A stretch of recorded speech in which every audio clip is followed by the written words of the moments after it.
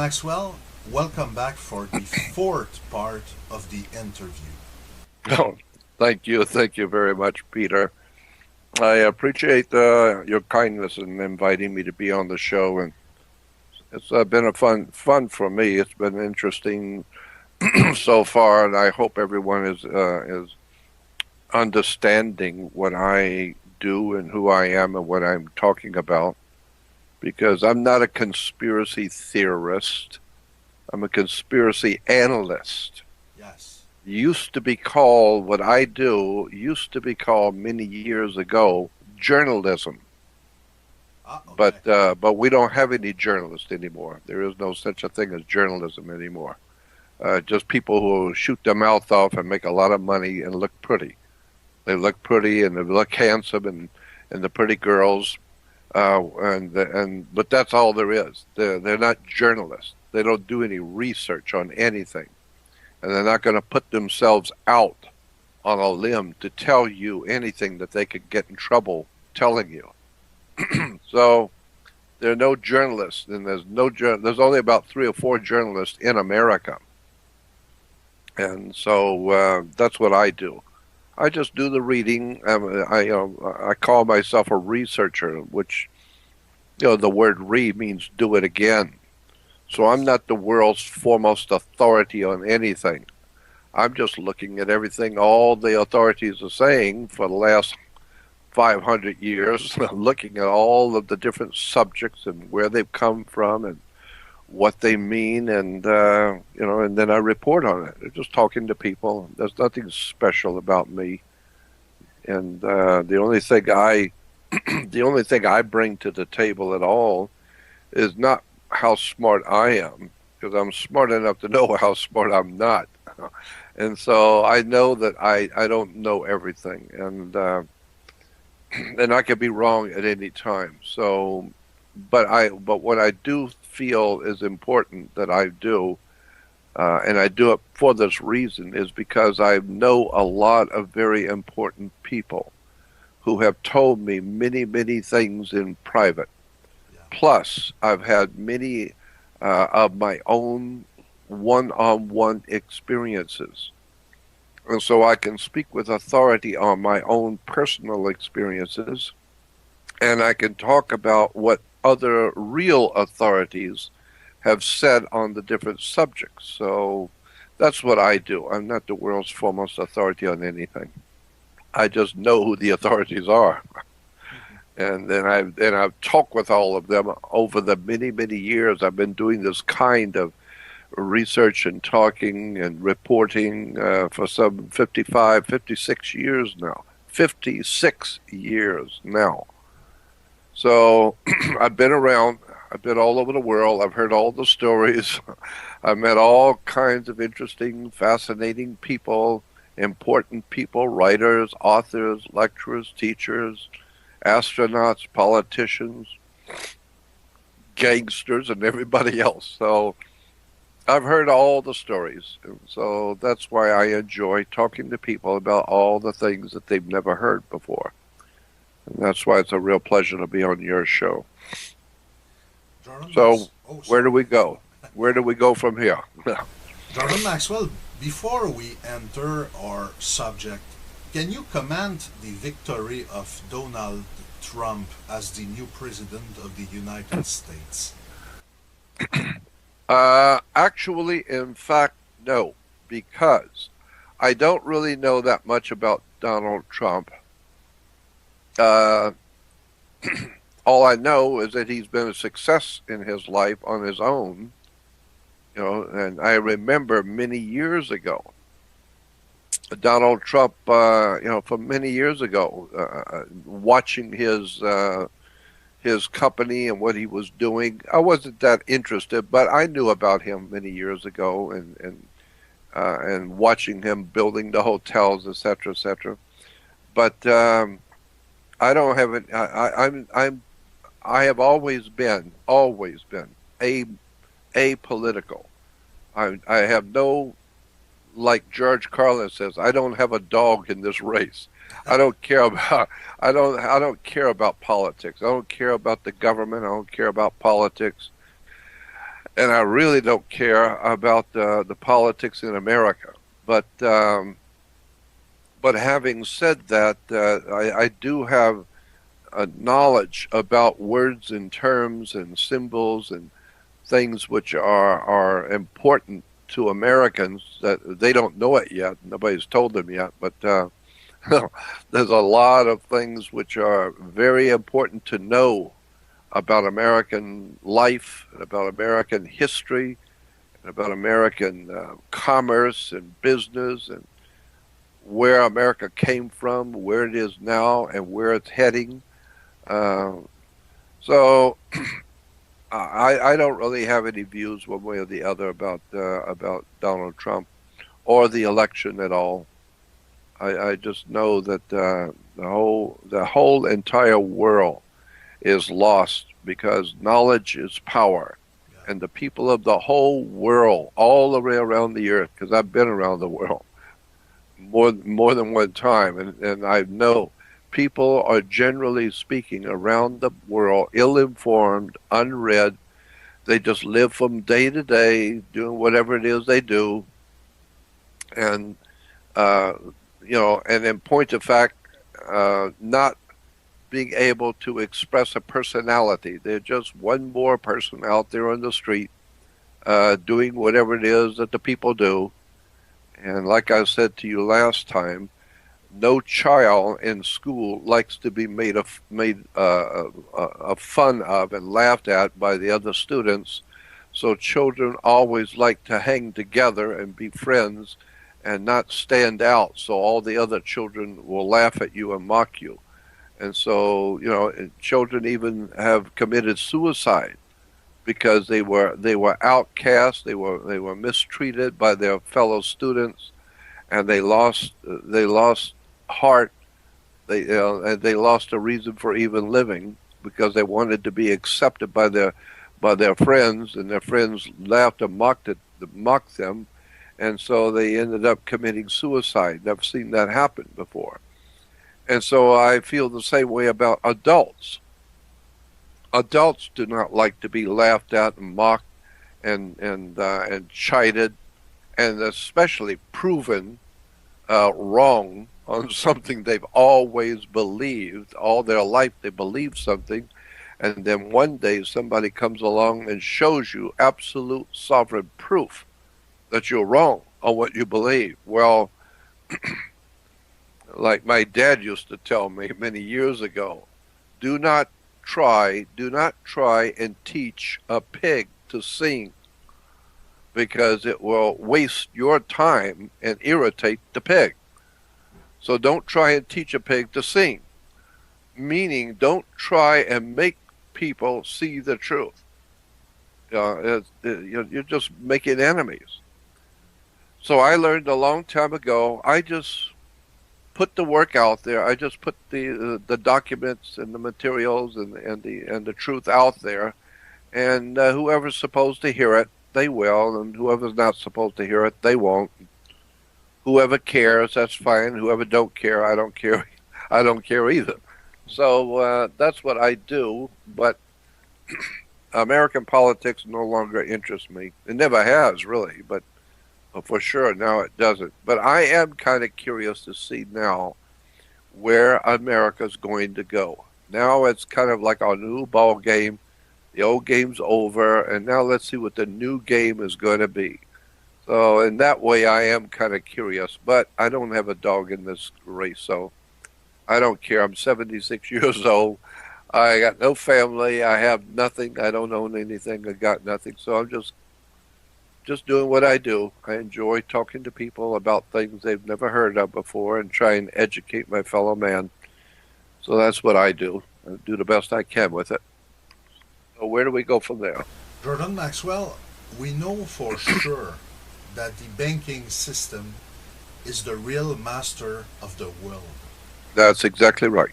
How did this Yeah. happen? Well, it happens actually uh, probably goes back to I don't know, maybe I would say the third or fourth century A.D. Third or fourth century A.D. especially the 5th century when the fall of the Roman Empire, when Rome finally officially collapsed and fell, right around, I think it's 426 A.D., something like that.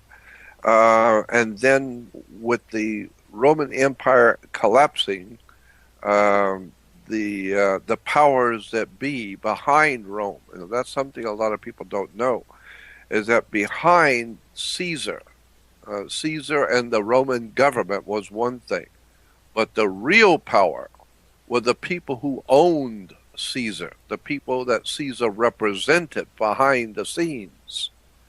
So Caesar was like our president in America, but our president really doesn't have much to say about anything. It's the guys who have, the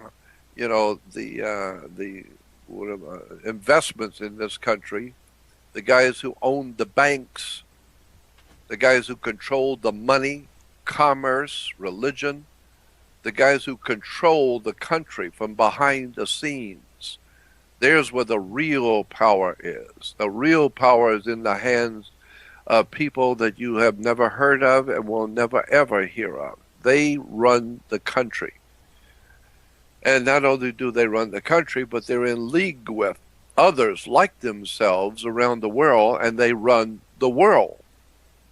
And so the president really does not have very much power at all. He is like the president of a company, but you can be president of the Eaton Company, but if you get in trouble and do something you're not supposed to, and they find you and they find out the people who own the company, the big stockholders, they will replace you real quick.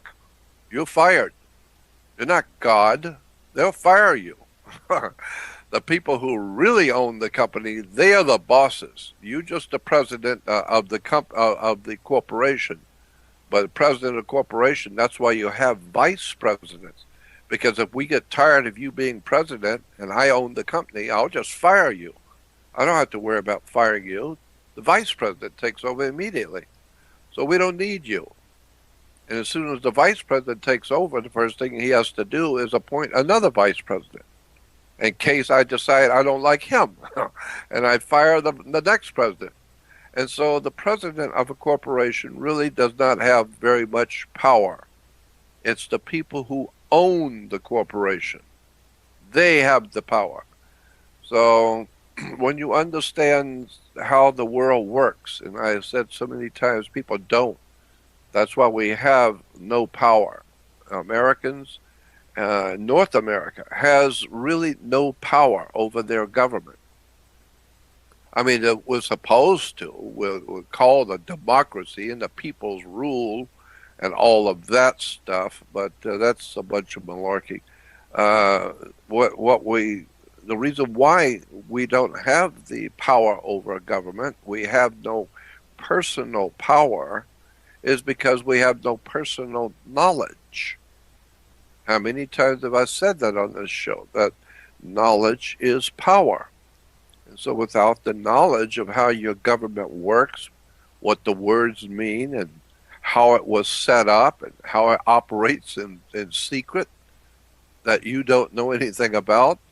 And so today in North America, and Canada, and America, the people of the country look at what's going on, and it's all crazy and ludicrous and stupid and wasting billions of dollars here and hundreds of millions of dollars there, and then raising the taxes to the people.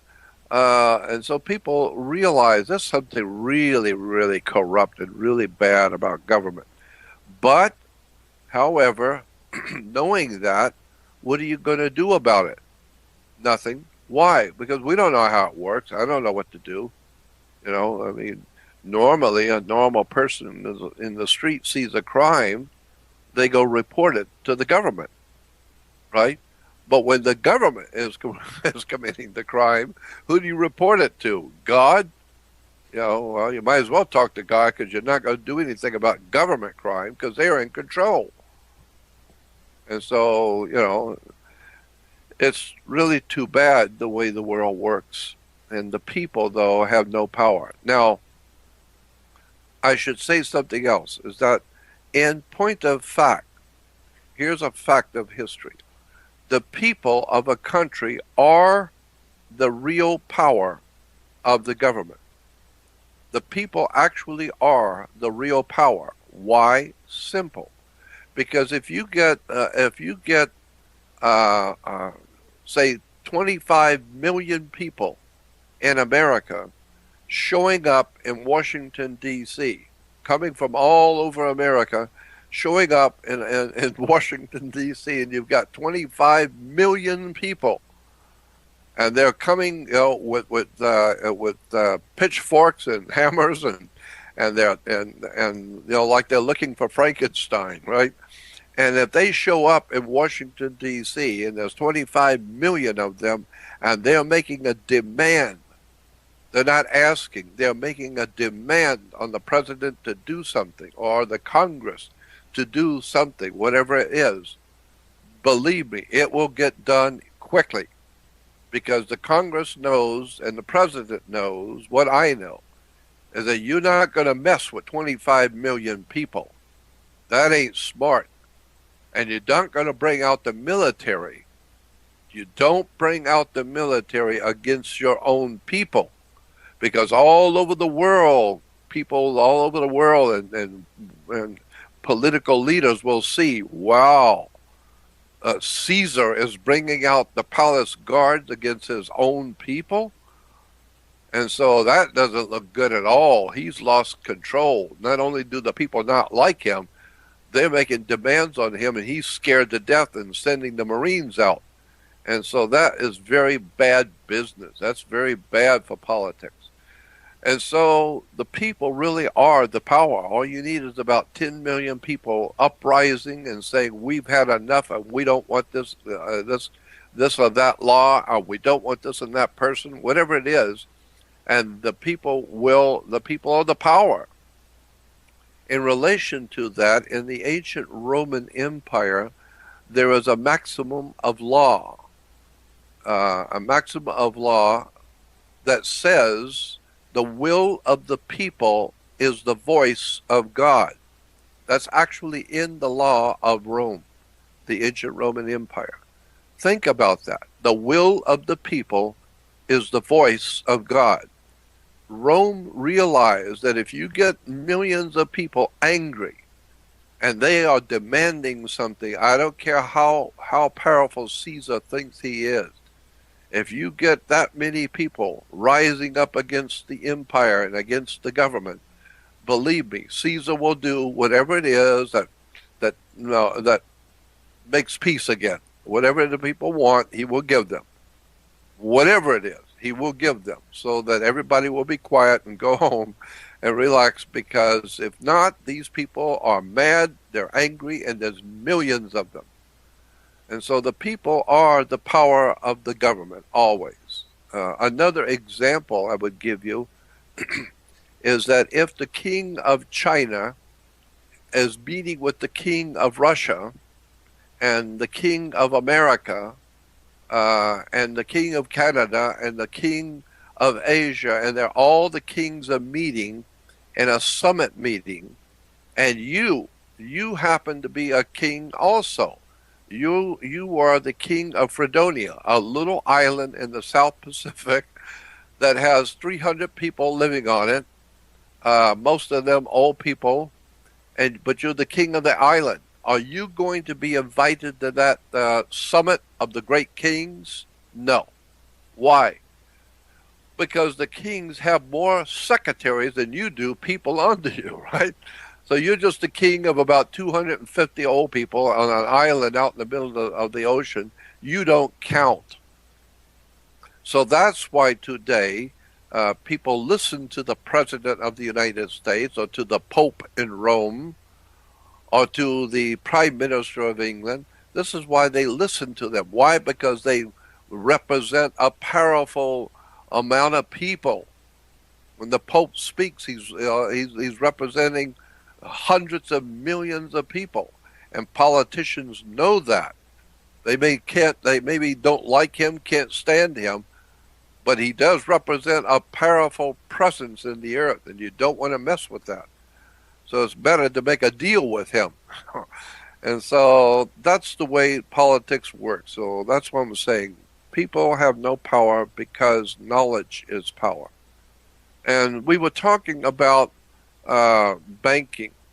Well, first of all, uh, as I said, I think modern day banking, I know that modern day banking all over the world began with what we call the Knights Templars, the Knights of the Temple of Solomon, the Knights Templars, and Steven Spielberg and George Lucas have talked about that in the Indiana Jones series.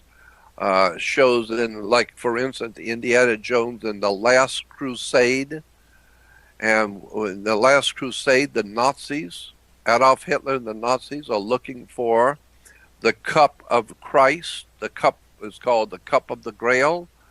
And in there you find out that the real people who have the cup of the Grail, the cup of Christ, which is the most sacred symbol supposedly in Christianity, as the cup or the Holy Grail. Well, in the movie Indiana Jones and the Lost Ark, and of course Indiana Jones and the Last Crusade, you find that the Nazis are looking for the cup of the Grail, the Holy Cup, and Indiana Jones, representing America, is looking for the Grail. And so all of this is saying that what we see in the Bible, talking about the biblical stories, and of course, going back to the subject of banking, Indiana Jones confronts not only in the movie, The Last Crusade, Indiana Jones finally actually comes face to face with the people who have the real power, and they are Knights Templars. It's a Masonic order of Knights Templars, and they are holding the Grail. Remember, and so it's the same Knights Templars that created international banking many, many, many years ago, back in the 4th and 5th century A.D., with the coming of the Masonic orders in the Roman Catholic Church. The Roman Catholic Church gave birth to Freemasonry. And so they were called the Knights Templars. And the Knights Templars became so wealthy because they operated in secret behind the scenes. And so the Knights Templars, what they did was very clever. It was very dangerous roaming around the world with money in your pocket, with silver and gold coins in the Middle East. People would kill you just because they don't like your looks. But if they found out you had a lot of gold coins on you, you're really looking for trouble. And so it became very dangerous to roam around the Middle East, just like it is today. Very dangerous to roam around the world with a lot of money in your pocket. And so what the Knights Templars did is they set up forts. They set up forts around the Middle East, Near East and Middle East, and those forts were protecting the property of the Knights Templars and whatever they were protecting. Well, what they did is they invented something very interesting. If you were in Rome and you were a Knights Templar, or if you were a wealthy person in Europe and you were a Catholic and you wanted to travel, you would go to the Knights Templar establishment, say in Rome or somewhere in Italy. You would go to a Knights Templar establishment, a church or a cathedral, and you would deposit your money with them in Europe because you know it's safe there. So you deposit your money there, but then the Knights Templars would give you a piece of paper that said that they were holding your money, and that your money is in the hands of the Knights Templars in Rome or in Italy or wherever. And now you could go to the Middle East with just a piece of paper. Well, nobody's going to kill you for a piece of paper. And so then when you get to the Middle East, you could go to one of the forts where the Knights Templars are, and they would then give you the money. that the paperwork showed that you had. So the Knights Templars knew, it's their money and it's in their hands. It belongs to you. So that's where we get the idea of writing a check. And so they check on you. But when you go to the Middle East, they were, you say you have money in the bank. Well, they would check on that to see if you do have money in the bank. So that's where we get writing a check. And so the whole banking system today is based on the Masonic order of the Knights Templars. That's what we call today international and national banking. So when you go into a bank today, you need to understand banks are the offspring or the product is what I'm looking for. Banks today are the product of the Roman Catholic Church and the secret society of Knights Templars during the 4th, 5th, 6th, 7th century AD, who set up a banking system for people to roam around the world and not have to carry money with them. Just take a piece of paper showing how much money you deposited, and you can pick that much money up when you get to where you're going. So that's where banking first started, within the Roman Catholic Church and the Knights Templar Masonic Lodge in the Roman Church. Uh, Now, having said that, now, of course, we get into something called commerce, because now you have banking, well, now you have commerce. In the dictionary, if you look at a law dictionary especially, go to a library or go on the web to a law dictionary and look up the word commerce. Commerce we think of as business, but look at the actual, in fact, lawful definition in a law dictionary of the word commerce. Commerce is sex. That's what word commerce means in law, sex. And so it's a business. And so, it may be dangerous business, it may be funny business, but it's business. And that's why when you get married, you have to have a license. Why do you have to have a license? Because the banks own you, and therefore you have to have a license to get married. Why? Because it's a business license. You can't do business without a license. Well, I'm not doing any business. Yes, you are, because according to international law, marriage is a business. Marriage is a business, and if you don't think it's a business, I mean, it's your business, none of my business, but it's a business. It's your business. Or if I'm getting married, that's my business, not yours. But if it's my business, it's still a business. And if the business doesn't work out, you're not going to God, you're going to court. And you better bring your house and your car and your children and everything else to court. Why? We're just talking business. It's a business. She's a corporation. This is what the way the bank set it up many centuries ago. Many centuries ago, it was decided that every human being was a business. And of course, your business is none of my business. But we both have a business. Therefore, the banks back in the Middle Ages decided the way they would operate is that every single human being is a corporation. Now understand this. No law in North America or in the Western civilization, no law, federal, state, county, city, commercial, nothing. No laws in Western civilization, especially in Canada and America, no laws apply to you, the person, the flesh and blood you. There are no laws that apply to you. Period. End of sentence. That's what the law says. However, in order to control you, the state and the banks decided a long time ago, before your mother was born, the banks decided that they would make everybody a corporation. So that's why when you pass away, we say you're a corpse. Because when you were alive, you were a corporation. And then when you die, you are out of business. Of course, it's none of my business, but you're out of business. And so it's the end of the world. Yeah, the end of the world for you. Not me, but the end of the world for you. You're out of business. And therefore you're a corpse because you are a corporation.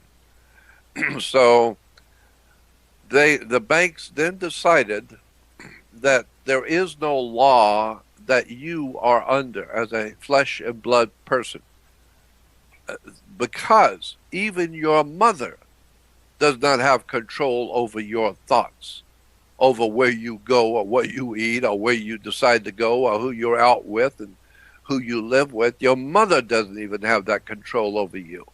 And you don't have that control over her. People will do whatever they're going to do, and that's none of your business where your mother goes and what she does. None of your business. Well, and it's none of her business where you, as an adult, what you eat and where you go. It's none of her business. So the point being is that laws do not apply to you personally. No law in America or Canada applies to you personally. So how does it work? Well, the banks, along with government, have decided that you, many, many years ago, like I said, before your mother was born, the banks decided that you, in order to control you, since nobody can control you, your mother can't even control you, your friends are right next to you, they can't control you. And so the banks know, well, hell, if his mother can't control him, I know I can. So what they did is they created another you. Now there's two of you. There's the personal you that nobody can control. And there is the fictitious you, which is a business you that the government controls. So you see, the government cannot control your personal life. They can't control who you talk to and who you see and where you go to eat and what you're thinking, what your ideas are. They don't know what your ideas are. They don't care because they got no control over that at all. But what you do in business, now that's different. When you go public and you get a license to do business, now what you do is not personal. Now it's business. That's when the government can now step in and decide what you're going to do and what you can't do, because it's no longer personal. Now it's you and the government. Therefore, if you're going to get married, you're going to make money. Your wife may be making money. You may open up a company and a corporation. You may this and you may do that. The government has control over that because they gave you a license to do business. And so you have to have a license. Well, the same reason why that lawyers, attorneys have to have a license to practice law. Why? Simple, because the attorneys and the lawyers are representing you in a court using law books. They've studied the law books. You haven't. They have. And therefore, when they're through studying the law books, they take a test. And if they pass the test, then they get what is called a law degree. Now they are lawfully, they can represent you now in court because you are a corporation. And they cannot represent you, your flesh and blood, but they can represent you legally, lawfully, in business. And your marriage is a business. So like I said, there's a big difference between you personally and you as a business. And so there's two of you. And and so that's where the banks now got you. Because when you walk into a bank or doing any business with the bank, there's two of you in the bank. There's the personal one wearing the shirt and the tie that you're wearing, and the bank has got nothing to do with that. They don't care where you eat or who you're living with. They don't care about that. That's personal. But now you're going to represent yourself in business. So now that's government. And so that's why there's two of you. Now, how do you know the difference? How would anybody looking at you know the difference between you personally and you in government you? Because there's two of you. There's a private you and a public you. How do you tell the difference? Very simple. The way you sign your name. The way you sign your name will tell the world and government and the law which one they're dealing with. So when you sign your name upper and lower case, that's according to British Styles magazine, the British Maritime Law, when you sign your name upper and lower case, capital letter, then lower case, capital letter, and lower case, upper and lower case means your personal body. It means your personal self. However, if you're going to do business, then the law says your name must be in all capital letters. Why? Because you are now dealing in capital, money. You're now dealing with money and business and government. Unfortunately, Jordan Maxwell, I think the first victims of banking system are the students, because a university is fucking lot expensive, and after their studies, their debts are very high. You know, many thousands of Yeah, I dollars. know. I know. Let me tell you something about that. Yeah, When a student applies for a loan from the government loan, uh, how that really works. According to law, according to actual banking law in North America, both in Canada and America, according to banking law, banks cannot loan money, period. That's the law. A bank cannot loan money. I explained it to you last time. yeah, If I walk into a bank and I put $25,000 of my money into the bank, into my account in cash, and the next day you come in and want a $25,000 boat and they finance it for you, what did they do? Did they give you my 25,000 that I put in? I didn't put my money in there so you can go buy your boat. The hell is wrong with you? I didn't give the bank money so they can give it to you. And so, well, that's the law says they can't give you my money. That's my money. Well, the bank, at the end of each banking day, the bank has written all kinds of checks for people to buy houses and boats and cars and planes and everything else. And at the end of every banking day, maybe the bank has written $1 million worth of business that day. That they financed a bunch of cars and a couple of apartment buildings, and so they've spent, you know, they have written checks for $1.5 million in one day. Where did that money come from? Because you can bet it didn't come from my money. I'll walk in there, I want to see my money. I don't care how many checks you wrote for everybody else. That's wonderful. But don't give them my money. And so the law says that banks cannot loan anybody's money to anybody, period.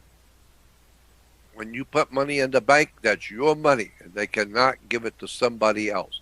Well, then the question should be, well, if you did $1 million worth of business today, financing homes and car and tractors and motorcycles and everything else, where did you get the money?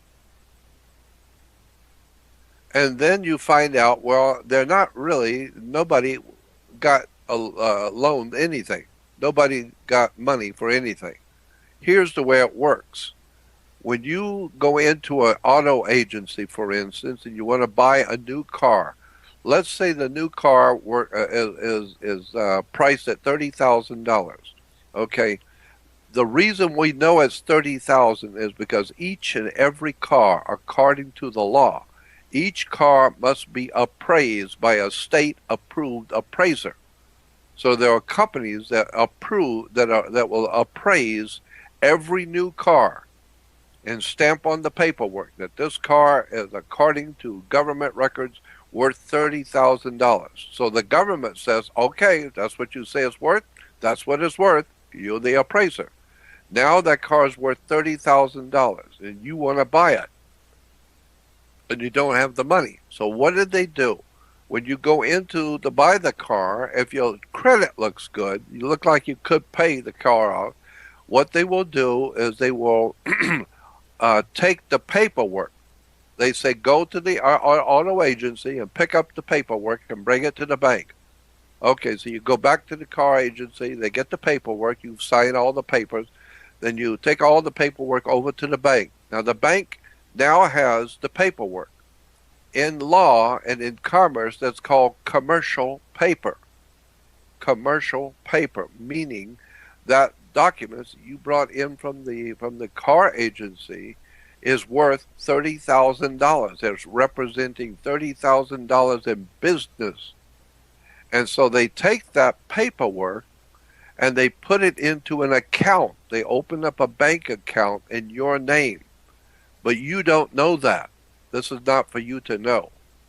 They open up a bank account. And you cannot, according to federal law, nobody can open a bank account without signing their name. I can't open up a bank account in your name and sign your name. That's fraud. I'll go to jail. And if you're going to open up a bank account, you have to sign the paperwork that you're opening a bank account. And if you don't sign the paper, then you're not opening any bank account. And so when the bank takes that paperwork from the car agency, they open up a bank account in your name, but they don't tell you they're doing that. That's secret. Then they open up the bank account in your name. Then they take the paperwork, which is worth $30,000. It represents $30,000, and they put that paperwork into the bank account. And so now the paperwork is worth $30,000, and they just put it into a bank account in their bank that they opened up for you, and you didn't know it. And they put that $30,000 paperwork, commercial paper, into the bank account. So now, as it stands, you've got $30,000 in your bank account. Then they write you a check on it. They write you a check on your checking account. You don't even get to do it. They write the check on your checking account for $30,000. Now you have the $30,000 check, the check for $30,000 that you can take back to the car agency and pay them up, and they're happy. They got paid, and you're happy. You got the car, and the bank is happy because they own the car. They're the ones that got the pink slip. They've got the ownership. You don't own it. You have an equitable interest. In other words, you've got money involved in the car, but you don't own it.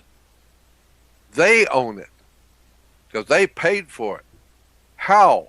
When you put the car's paperwork into the bank, they opened up a bank account and then wrote you a check on your bank account that they didn't tell you you had, and then they own the paperwork. So ultimately they own the car, not you. And so when you finally do pay the car that cost $30,000, you finally pay it off, and it cost you probably $60,000 to pay it off over a period of 10 years. You finally pay the car off. You don't get the ownership. You still don't own the car. You never, ever, ever own the car. Just like when you pay your house off, the last and final payment, you do not own the house. And in law, it says that you have an equitable interest in the house. You have an equitable interest in the car, but you do not own the car. You have money invested in it. So if I'm going to buy the house from you, I have to give you some money because you've got money invested in it. And so I have to pay you whatever it is you want because that's how much money you've got into it. So I have to pay you to get the house. But you don't own the house. You can only get an equitable interest. You can get paid for it. But you don't own it. And so you can get paid for the car. If I buy it from you for 15,000 a year later, you don't own the car. I don't own the car, but I do have to pay you because you do have money invested in it. So I have to pay you. That's called equitable interest.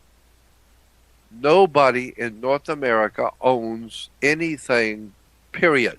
Let me restate that in case you didn't get it. Nobody in North America owns anything. You do not own your home. You do not own your new car. You don't own anything. Why? Because you never paid for it. And if you don't pay for something, you don't own it. And according to international maritime admiralty law, international banking law, gold and silver coin is referred to as the coin of the realm. And anytime you are buying something, you put down gold coins or silver coins, by law, international law, you own it. You paid money. But in America and Canada, you don't pay money. You pay a piece of a bill, but that's not money, because on the bill, even on the American dollar bill, it will tell you this $1 bill represents the money, represents real money. It doesn't say this is real money. It says this is a representation of real money, meaning we will use it like it's real money. But lawfully, it's not real money. It's just a piece of paper. Well, when you walk into a bank with a check, and I write you out a check for $1,000, that's not money. You can't walk into Sears or walk into a market or something and buy groceries with that check I gave you. That's just a piece of paper I gave you. You can't use it to do business. I mean, you can't use it to go out and buy something. So it's just a check. So the point I'm making is, if you're going to own something, you have to get it allodally. The word in law is called allodial, allodial, allodial. So if you're going to buy a new car or buy a home or buy a motorcycle or a boat or whatever you're going to buy, you tell the person, you tell the company or the bank or the agency you're buying from, you want to buy it allodally. allodial, allodial. You want an allodial title. Allodial title means you own it, period. Government cannot tax you on it. Government cannot take it away. Federal government cannot touch it. The state cannot touch it. The banks cannot touch it. You own it. Allodally, on the international law, that means nobody, including God, nobody can touch anything you own allodally. Look it up in a law dictionary. So, if you don't have an allodial title on your motorcycle or your car or your home or anything else you own, then you don't own it. You have an equitable interest. You have money involved in it, and other people have to give you that money that's involved. But in point of fact, you don't, in fact, own nothing. That's the way it works. It's called banking. And so, where do we find banks? I think I said it the last time. Where do you find a bank? You find banks on both sides of a river. They're called river banks. And what does a river bank do? It directs the flow of the current, see, because your money is referred to as a currency. It's a current. It's an ebb and flow. That's why we say, money goes through your hands like water. No, money is a current. It's a cash flow, a liquid asset. It is water. So your house is not paid for, it's underwater. Or you're drowning in debt. Or you have an offshore account. We could go on for hours talking about all the words in relation to banking that shows it's water. And And if you don't pay your loan, the bank will put a levy on your account. Levy, like a, so anyway, the point being is that money is water, period. And you are 70 to 80% water. So you are a maritime admiralty product because you were born out of your mother's water. Your mother's water broke and you came out, and so now you are a maritime admiralty water product. And your money is water, and you water the whole thing. So we say you're flush with money, or your bank account has dried up. So it's fascinating. And let me give you one more example that most people have never thought about. If I have an office and I want you to paint my office, I call you as a contractor. You come over, look at the job, and then you give me a price. How much will it cost for you to paint my office? Okay. When you come up with a price, you tell me, and if I don't mind it, I will say, okay, do it. I have just now made a contract with you that you do the job and I will pay you. Okay. Now, when the job is done, you come to me with a bill. And the bill, let's say it's $100, say. So you hand me a bill for the painting job for $100. So now I'm standing there looking at you, and I'm holding a bill that you gave me for $100. Okay. Now I reach into my pocket and I pull out my wallet, and I give you $100 bill. I just gave you a bill that has 100 on it, so it's $100 bill. Unless, of course, you gave me a bill for $20, then I would reach in my pocket and pull out a $20 bill and give it to you. Now you're paid. No, you're not. You gave me a bill. I gave you a bill. You gave me a bill for $50. I gave you a $50 bill.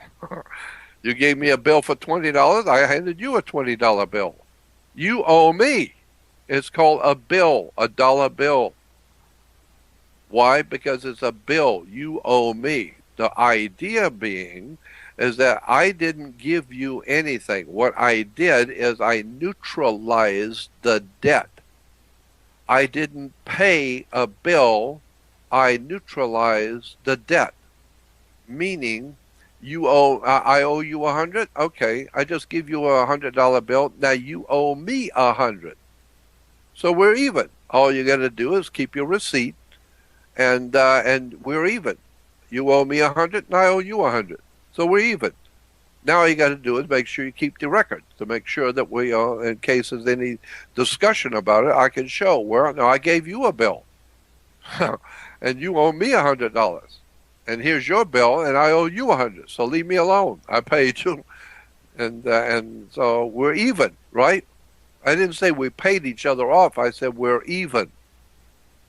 You give me $100 bill. I give you $100 bill. Now we're even. You owe me, and I owe you. So let's forget it. That's the way banks work. Banks do not loan money. They take whatever you're buying. They keep the pink slip. And they collect, and then they want you to pay that $30,000. But here's another little incident that you don't know. When you're paying that $30,000, that's not money that the bank loaned you. That's not money. They didn't loan you that. They kept the paperwork, which represents $30,000. So you were paying the $30,000 back with interest.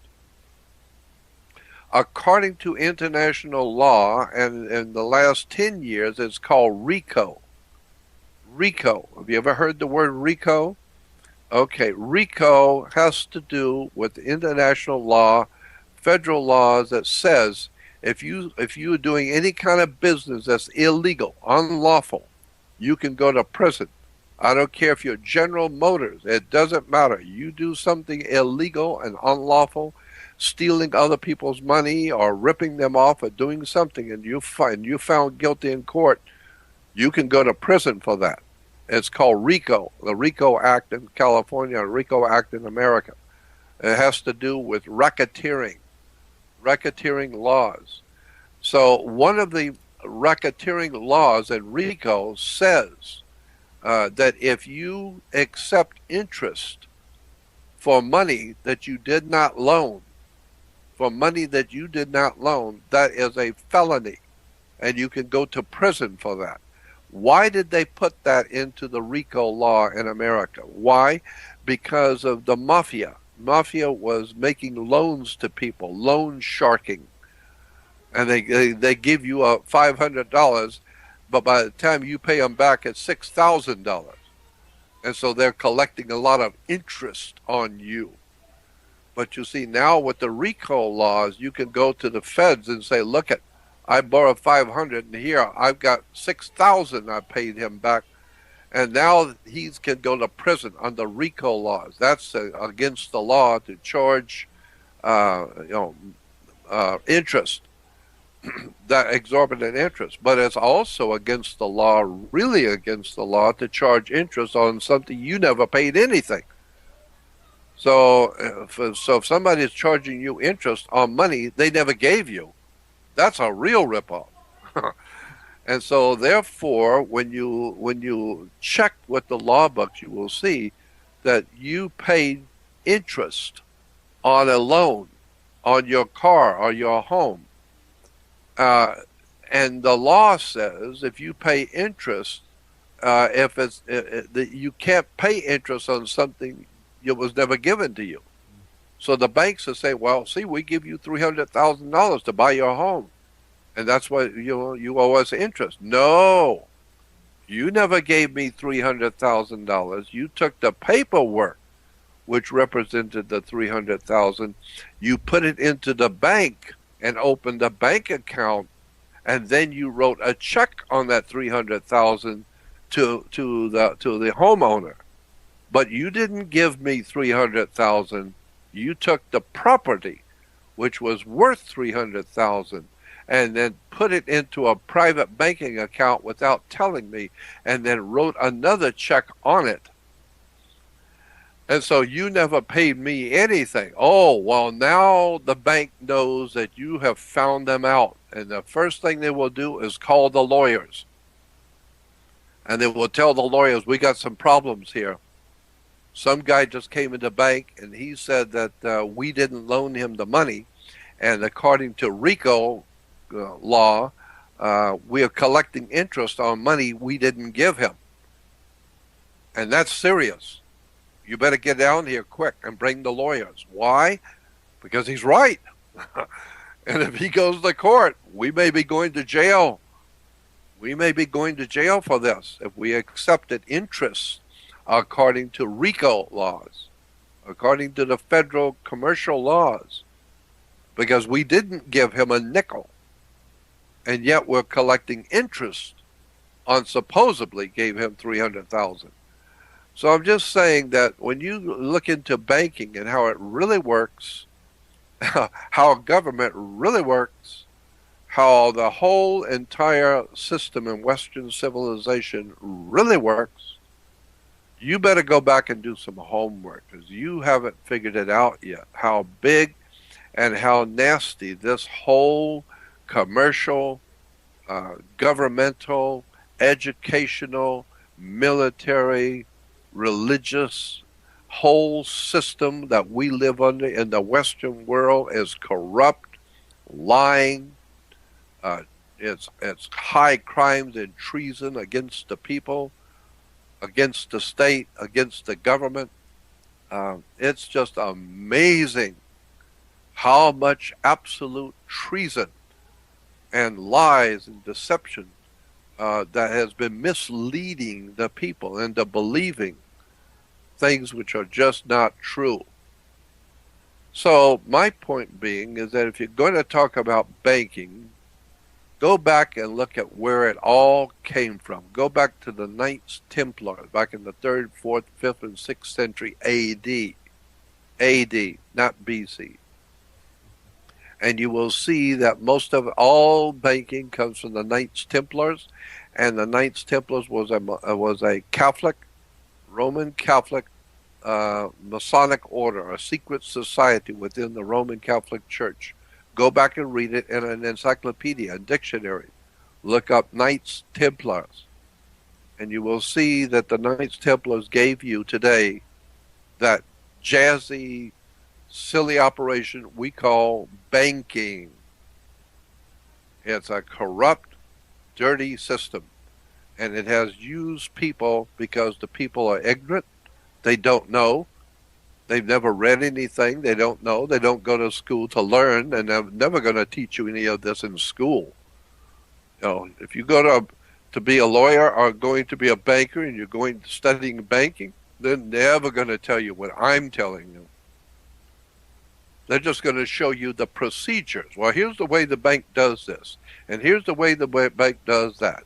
Now, if you're going to be a banker, here's what you have to do, and here's how it works, and this is the way, and this is that, and then we'll take a test on it, and if you pass the test, then you can be a banker. So here's the way it all works.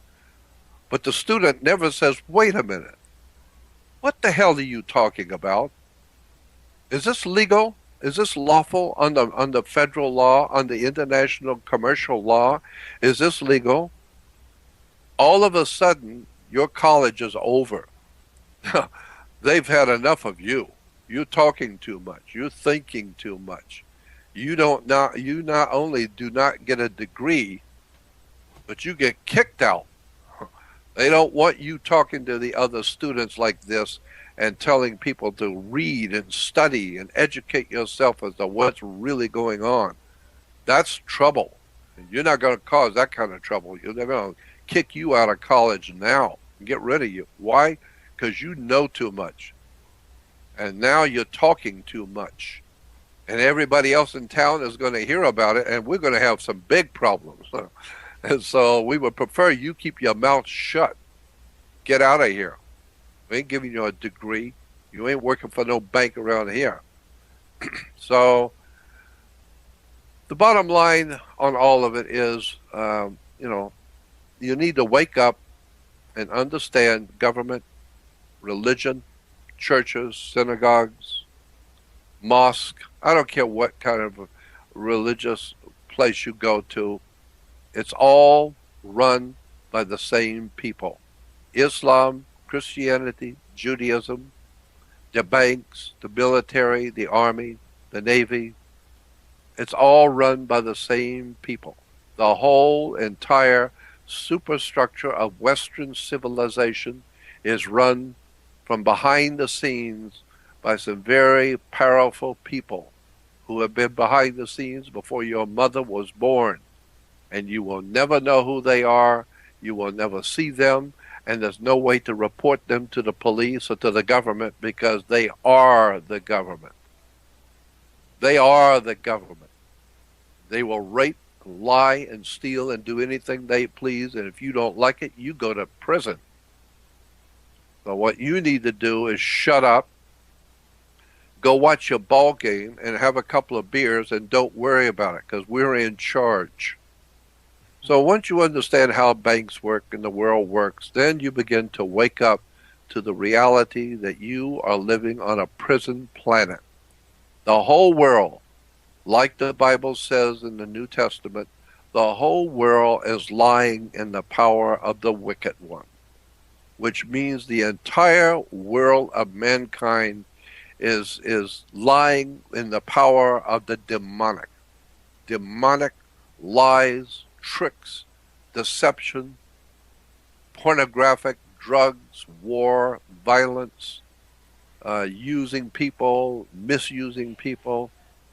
And when we talk about how adults are misusing children, well, yeah, but the government's misusing you. And you've been acting like a kid all your life. You didn't know anything. So therefore, since you were like a kid, you don't know anything more about it than a 10-year-old. You don't know how a 10-year-old doesn't know how the government works in banks. Well, that's okay. You don't either. So you're like a child too. There's nothing mature about you. And so therefore, that's why the government is mistreating you. So we talk about adults who are mishandling and mistreating children. Well, the government is mistreating you. It's not telling you anything. When did you hear about any of this stuff on the nightly news? When did you ever hear anything on television news about how the banks really work? When did you ever hear anything on the nightly news about who really prints your money and how your government actually, in fact, works?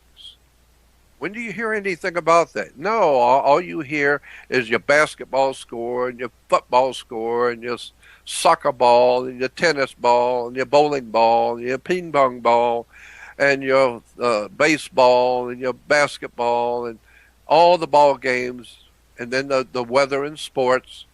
And that's it. That's all you need to know. And banking got And us by our balls. I'm afraid so. I'm afraid so. That's it. That's the way the world works. It's all high crimes and treason and lies and deception. And as long as the people, the adult people, don't know anything about it, they don't understand anything about it, and nobody reads and nobody understands anything, then everything's fine. It'll continue to go and just get worse and worse and worse, and the corruption just keeps going higher and higher and more evil. But that's life. It's life in the big cities. So I have always said, that's what I try and do. Wake people up to the fact of how much is going on that they have no idea in the world about. Educate yourself. Intellectually educate yourself as to where things come from. Who says the government is empowered to do this or that? Who said that the law says this and that? Nobody seems to ask the question, whose law? Like I said, the attorneys and lawyers, they have to have a license. Why? It's because they are doing business with a law book. And you can't use a law book and do business to make money. That's against the law. If I write a story, if I write a novel, and you want to produce that novel in a movie, well, that's fine. I'm impressed that my novel is going to be made into a movie.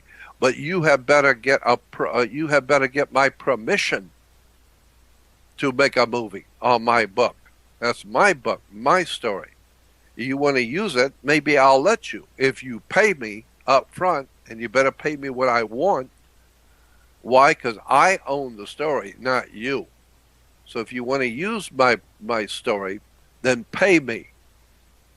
And if you don't pay me, then don't use it. Well, that's the same thing the lawyers are told when they get their law degree. You are now able to make money from the law books that you have read and studied. But the people who wrote the law book, they own the copyright on that law book.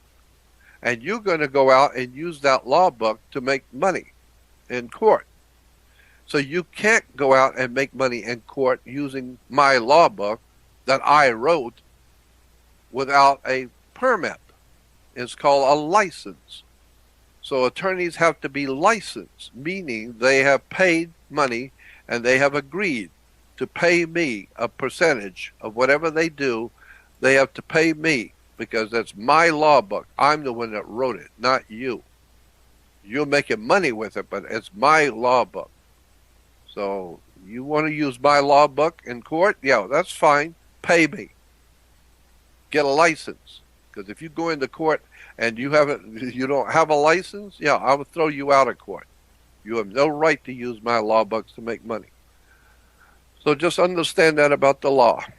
Even lawyers have to have a license. Just like you need a license to get married, just like you need a license and a permit to do this, a permit to do that, and a license to do this, and a license to build that. You need a permit for this. It's all because you don't have any power at all, period, about nothing. Period. You need to get a permit. You need to get a license. You need to ask permission. You don't have any power because knowledge is power. Knowledge is power. Jordan Maxwell, once more, thank you for your brilliant analysis of the world situation. Well, thank you for having me, and I always appreciate the program, and I thank you too, Peter. It's always a pleasure to talk with you. So I'll contact you in a few weeks for the fifth part of the interview. Well, is that a threat? No, no. Okay. All right. But no, I'm always happy. So give me a call and send me an email. I'll be happy to do it. Okay, no problem, sir. Okay. Bye-bye. Bye.